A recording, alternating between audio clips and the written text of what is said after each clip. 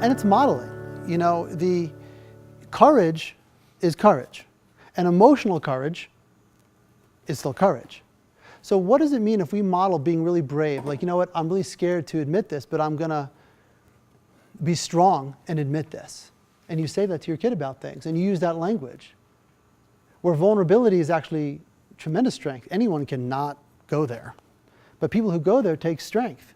So to actually open up to vulnerability and talk about it, model it in your own lives. And this is why the self-work piece is so huge. To be able to say, wow, so I'm just noticing that I'm feeling really sad right now.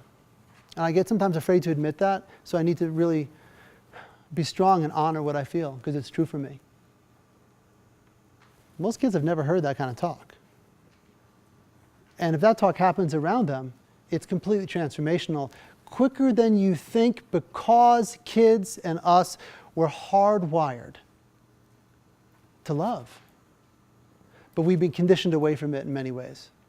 So anything that creates safety, we're like, ugh, I want that, right?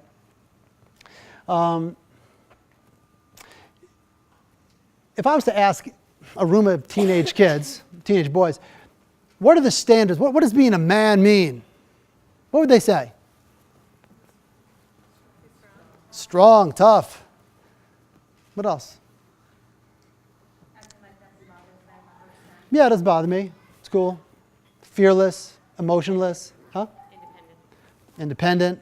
Leader. Yeah, leader. Never, what's that? Insensitive.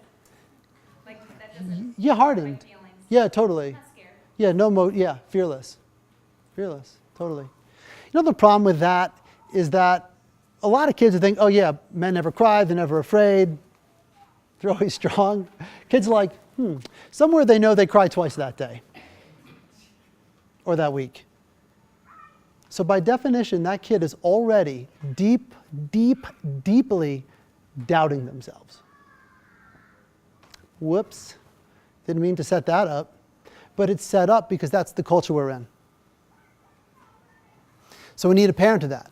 So how can we create that space for that kind of emotional intelligence, and then that space for kids to really get that, well, those are some traits of men, but the strongest men I know embrace their heart.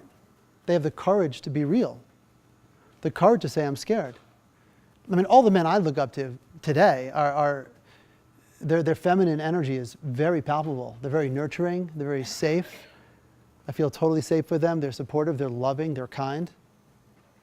Yeah, and that's me, you know. But so part of this is for every man to recognize, where do I not go there? Where am I afraid to go there? And how can I model that? How can I be open to that? How can I talk about my feelings?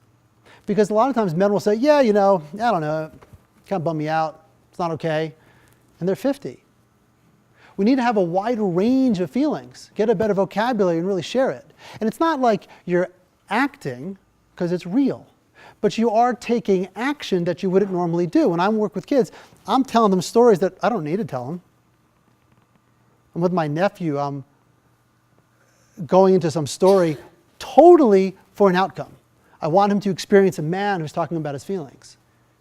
So I'm not acting, but I am taking an action I wouldn't normally. So you're going above and beyond your normal thing. And you're really going to reach out and share more than you might otherwise.